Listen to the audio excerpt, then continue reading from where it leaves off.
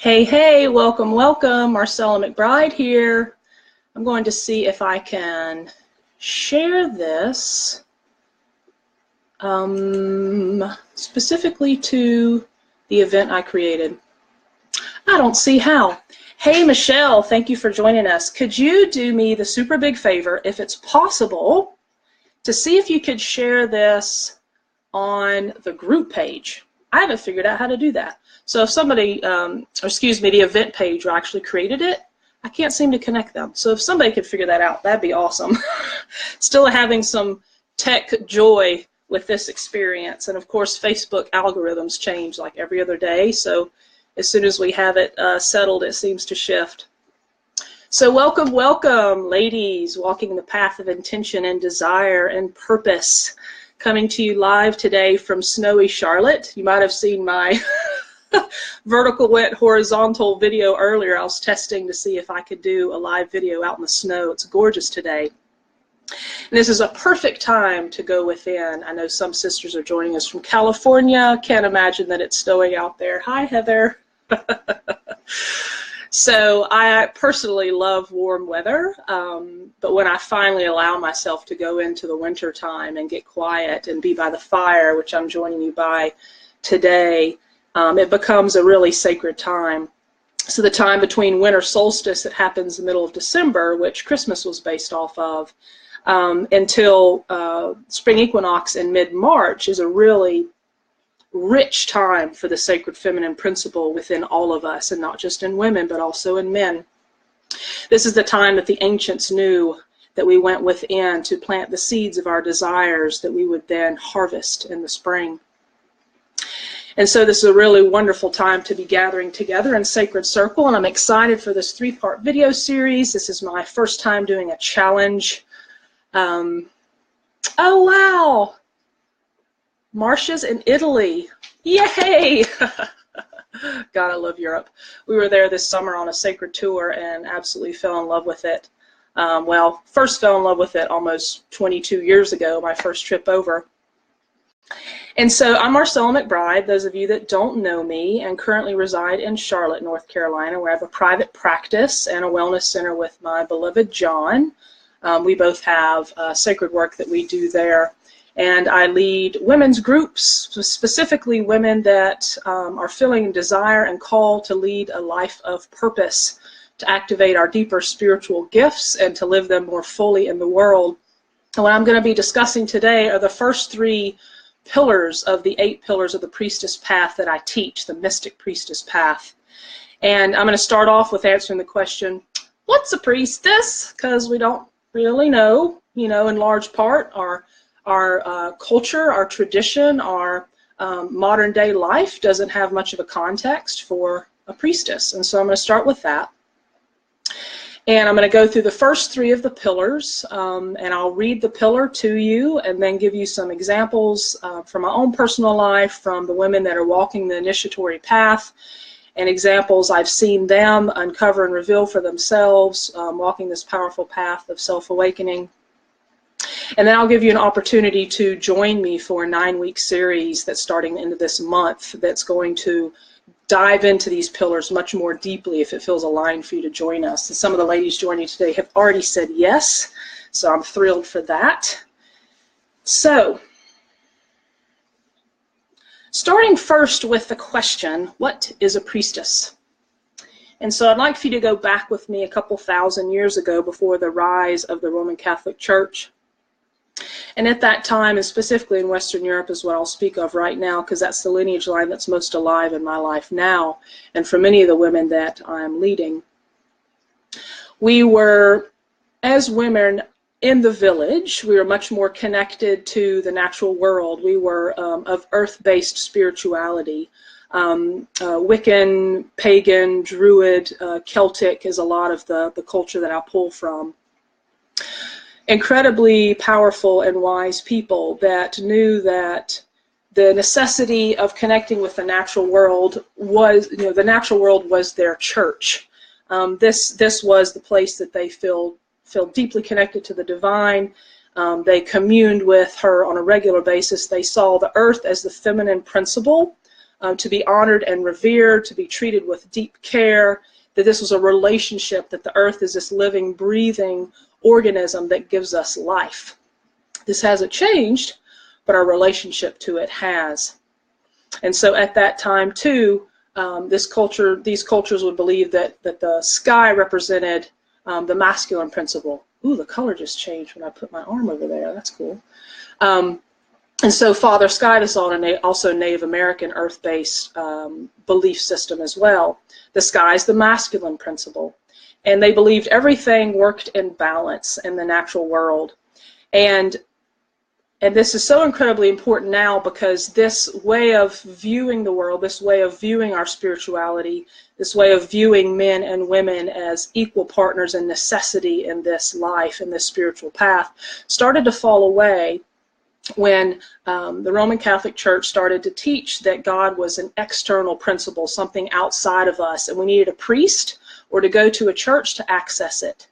And this was in direct imbalance is not the word, but it really went against everything that these Druid Celtic people believed. And so we've now had a couple thousands of years of this mentality and perspective radically shifting our culture, our health, our vitality, our belief in the natural world and necessity of that connection, the belief in men and women being equal in every aspect of life, equal and necessary in this life. So many different things evolved from that. And so what I believe is happening now on the planet, and many spiritual teachers are speaking of this, is the feminine is rising again. She had to go underground to protect herself and be safe. And she popped up in multiple religions over these 2,000 years. She hasn't completely gone away, but the power and principle of the feminine that lives in all things had to go underground.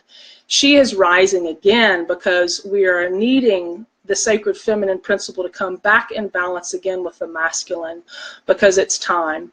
I believe that the disconnection of the feminine principle can be directly related to everything we're facing as a challenge globally right now. Our relationship to the natural world, the way we view environmentalism and ecology, the whole debate that's going on about climate change, the way we treat the natural world.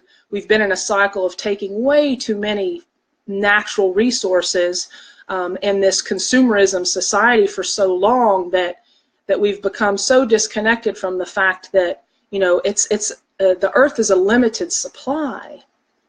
And so we're running out of natural resources. The water's getting more and more polluted. The lungs of the world, which are the rainforest and the Amazon, are being cut down acres and acres every day. And then the native people that live in these sacred places, that have the medicines that we have derived the pharmaceuticals from, that are life-giving and healing, are falling away. So we've got to awaken to this deep connection to the natural world again. And so these priestess codes are awakening within women now. We're remembering our spiritual gifts. We're having past life memories of being burned at the stake and really gnarly stuff. But the great thing is, and why I teach this path, is as those gifts are reawakening, this is a context and structure for you as an awakening woman to remember and to heal all the wounding that happened during that time, because it's two sides of the same coin. We remember the wounding, but on the flip side are all the gifts. So if we're not willing to look into the shadow, into the fear, into the parts that hold us back in our life, because that's how it shows up now, then we're never going to fully actualize all of our gifts. So I just want to pause real quick and say, anyone that has a question, feel free to ask here in the messages, and tag me if you really want to catch my attention, because there's a lot of things happening here. Hey, Paul, how cool is that? And Joelle, great to see you here, and my beloveds here as well. Greg, oh my God, I haven't seen you in so long. So we've got some of the sacred masculine principle joining us today as well, which is really cool, because I'm going to give an example here with one of the pillars of one of the priestesses that I saw step into her power, when she activated the priestess codes within her, made a major shift in her relationship. And when she did, she set down the sword of the masculine in front of her beloved and said that you too can take the higher road. And this activated the night codes within him to do things differently. Really exciting, so I'll share that. So I want to jump into the first pillar of the priestess path, and this is the necessity of self-care. So I'm going to read it as I've actually created it for the program. I treat my body as a temple of the divine. With deep love, compassion, and care, I make self-care a top priority. It's no longer a luxury. So just feel into that for a moment. What if we treated our bodies as a temple of the divine? What if we were able to heal the story that we've been told in our culture that we are born into sin?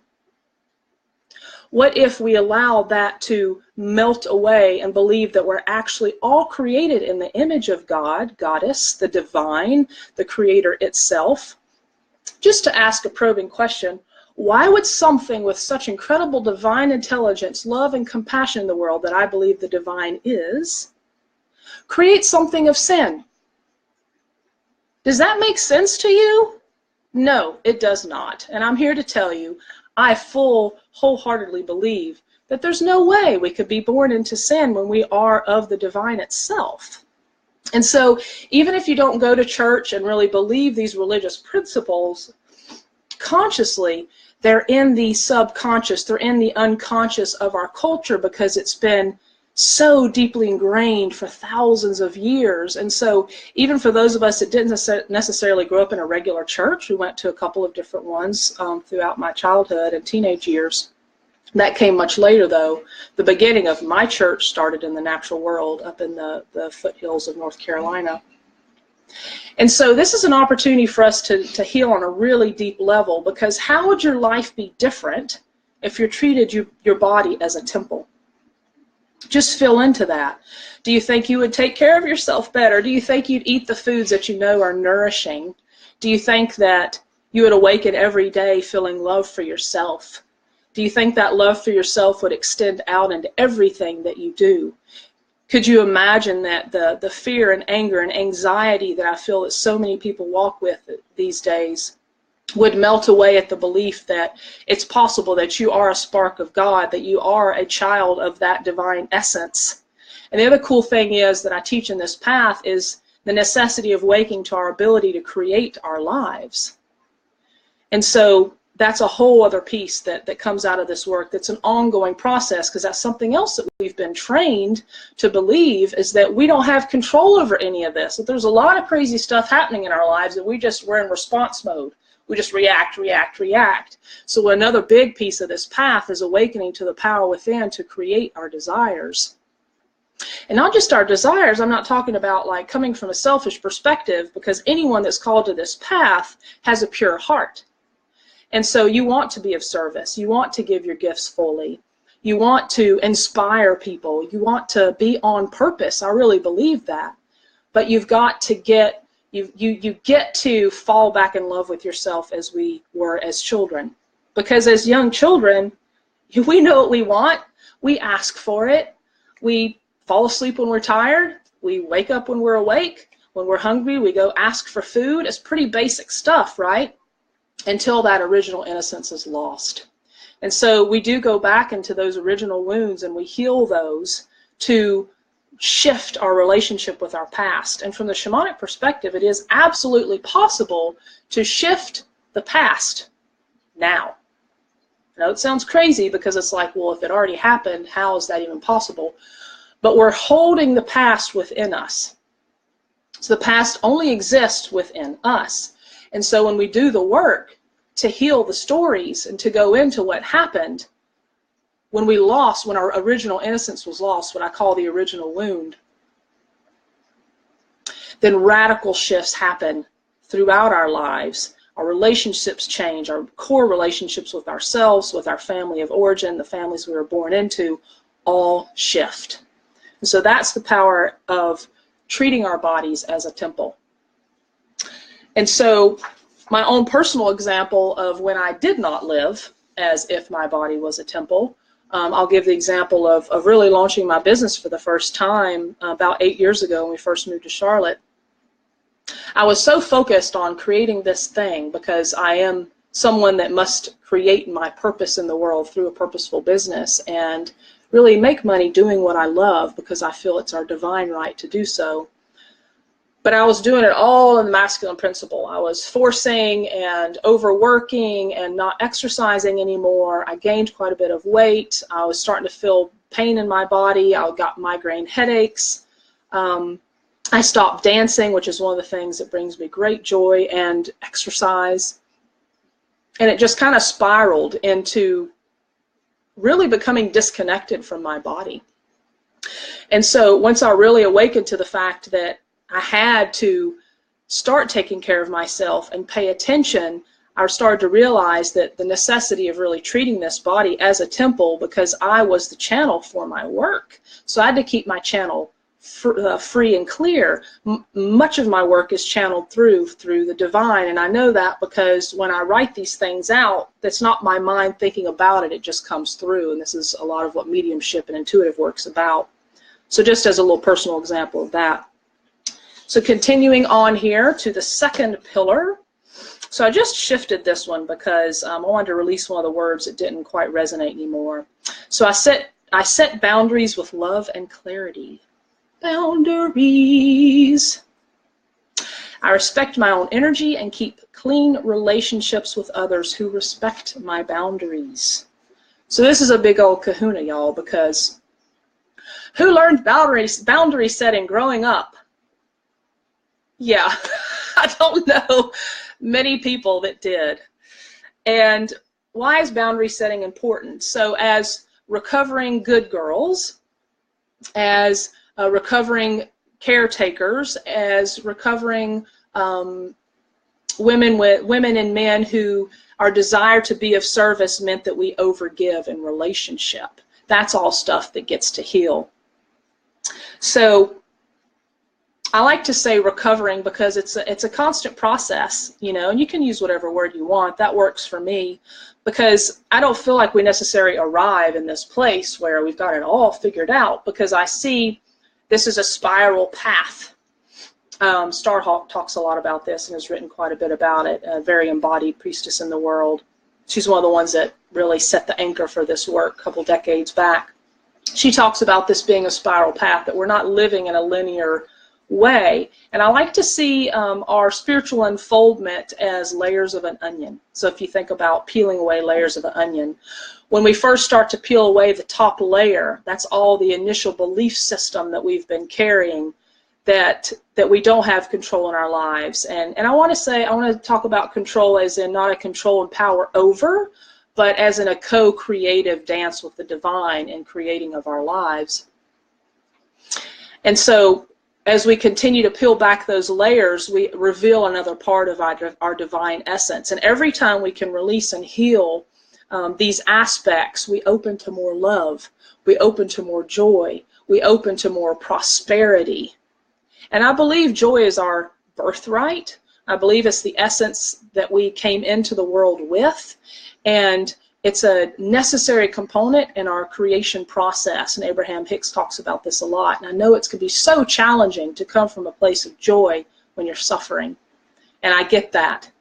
And I too sometimes would see these spiritual principles. It's like, well, just, you know, the Secret did a lot of this. Like, just, you know, put your desires out there and just get excited about it. And it felt like there was an aspect of denial of the work that actually needed to be done, of the shadow aspects of us that keep pulling us back, because we can stay in that place for a while. But if we're not doing the shadow work, hey, Aaron talks about shadows, done quite a bit of shadow work too. If we're not doing the shadow work, then it's not sustainable. It's not going to last. And that's what I was not doing when I was putting my desires out into the world. I wasn't really doing the deeper work that would allow the desires to come through, because allowing is a feminine principle. And that's why the self-care is so important, treating ourselves as a temple of the divine and setting boundaries with people in our lives that are sucking our energy. And you know what I'm talking about We all have them until we really awaken to do the cleanup work around this. And so just bring to mind someone in your life that you feel may be taking more than they're giving. Because every relationship that's in balance is an equal balance of give and take. And it doesn't mean that sometimes your partner needs a lot more from you, and that happens. And then sometimes you really need a lot more from them. And I'm saying love, partnership, this can be dear friends, this can be family of origin, whoever you feel comes to mind right now. But a lot of this, and this leads into my third pillar too, of relationships as a spiritual catalyst, because all these just merge together. So I want to go ahead and share the third pillar today, and I'll bring them all together. So I treat my relationships as catalysts for my own spiritual growth, and I'm willing to look in the mirror to reflect on what I have created and where I desire to be. So, what if we, in taking full responsibility for our lives, which is a pillar of the Mystic Priestess path, and the path of anyone that's on a path of spiritual growth and awakening, if we take full responsibility for everything that's happening, then we put ourselves back in the driver's seat. And this goes for every single one of the pillars when it comes to this. We have to get that our creation of our desires of our lives are happening all the time. We're always in creation. We create our day every day. And so at any point we get to decide it's time to do it differently. And it takes all this deep spiritual work to be able, I believe, create the strong foundation for it to solidly connect. And so if we see our relationships as catalysts for personal growth, oftentimes when this factor starts to awaken for women, especially in the Priestess path, and for myself, with a lot of these, it's like, ooh, ouchie. You know, we get to really look at what we've created, and we get to see that some of the relationships we've created are really not serving our highest purpose anymore. And here's the cool thing, and this is where discernment comes into play. I often give assignments for women to do relationship work first, because it is really core and foundational. And the relationships with family of origin that we're born into create the context of how we hold relationship in the future.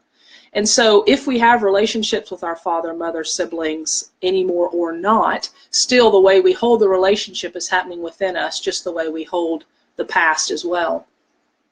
And so when we do this relationship work, and many women that have done this that are on this video now can affirm and confirm, it creates radical shifts in our reality. It really does, because we're shifting vibrationally, emotionally, and I believe it shifts within our DNA too on a very deep level, and it affects those relationships then that we start to call in. Because some relationships we do need to do direct work with. We need to write letters. Sometimes first time we write a letter to someone that we've been holding in anger and frustration and guilt for a long time, it needs to be unedited. You just need to get that shit out of your body, because you've been holding it. It holds as tension patterns. It shows up as dis-ease and illness in the body.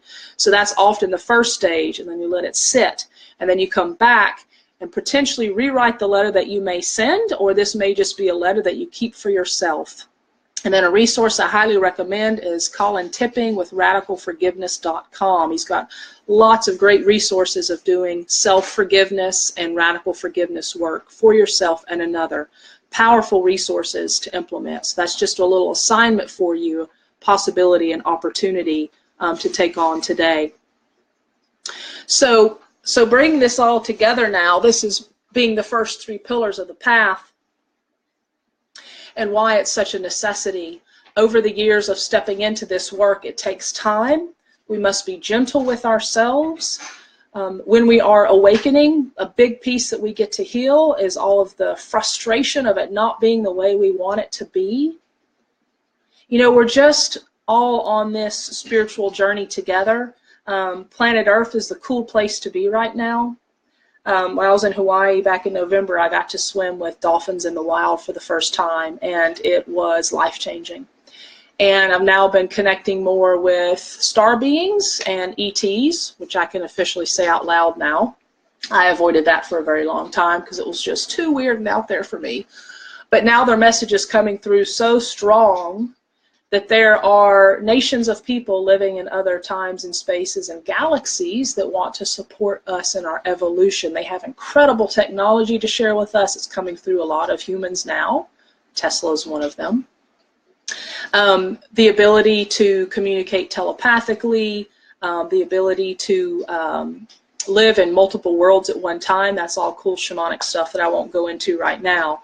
But this is all stuff that I share through the initiatory path of self-awakening. It's a 9-month process I teach starting every fall. So just keep that in mind if that's something you'd like to explore. And I'd also love to invite any of you ladies that are ready to step into your deeper purpose, to integrate these powerful pillars in your life, to really decide that 2018 is going to be different, that you're going to fall in love with yourself, that you're going to awaken your divine connection, create a spiritual practice that really grounds you, take responsibility for your creations in the world, activate your creatrix within, really activate the divine feminine principle embodied as the sacred feminine.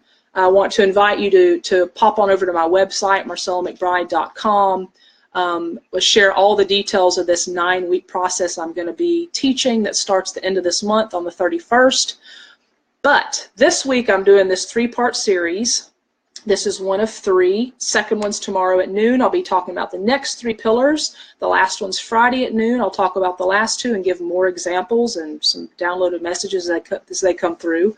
And for this week only, I'm inviting women to take advantage of 2 bonus private sessions with me to join the program, the 9-week program. And I'm offering a very affordable 4-payment plan to join us.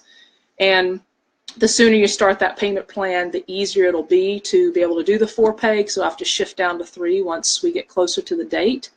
And we'll move, we'll start January 31st and go through the 1st of April. So we'll get to go into the spring equinox together, which is the time that we celebrate our creation. So this is really a divine time to go into your deepest desires for the creation of this year and to be in a sacred circle of women. We're going to use webinar technology so we can all connect face to face, which is really cool, be able to connect with women around the world.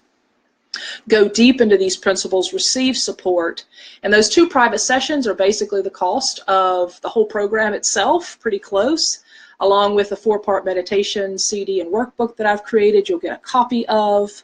You'll get a copy of the pillars, obviously, we'll be working with and connecting through a private Facebook page. So offering that for you to join us by Friday, 6 p.m. EST is the deadline cutoff for those 2 private session bonuses. So marcelamcbride.com if you'd like to pop on over and get all the details for that. So thank you so much. I cannot believe I've kept this in 30 minutes. This is crazy. Any woman that's been in circle with me knows it's hard to stop the flow once it starts coming. So thank you so much for joining me today on this gorgeous, snowy Charlotte now afternoon. Beautiful day. Go out and commune with the natural elements wherever you are in the world. And for my Charlotte friends and community, go out and play in the snow, connect. Anyone that has a question, I'm going to pop on over here and just take a look. Anybody that tagged me with a question, anything that came up that you'd like to hear a little bit about. Oh, thank you, Michelle, for trying. It looks like the live video automatically went to the event page, so that's cool. Not sure how that happened, or maybe my beloved did that for me. Okay, he said he did. My love's here with me. Oh, Heather, what was the 3rd pillar? The 3rd pillar is creating our relationships as catalysts from our own spiritual growth. And so I'll read that again for you. I treat my relationships as catalysts for my own spiritual growth, and I'm willing to look in the mirror to reflect on what I have created and where I desire to be. So thank you for asking that question. Anybody else that has a question, thought, or anything that you'd like to share, please do. Otherwise, I'll be back here tomorrow at noon. The snow will probably still be out. And sharing the next 3 pillars with some really great examples of that and how it shows up. And yeah, I think that's all for now, y'all. Much love and blessings. Thank you so much for joining. Take good care. Much love.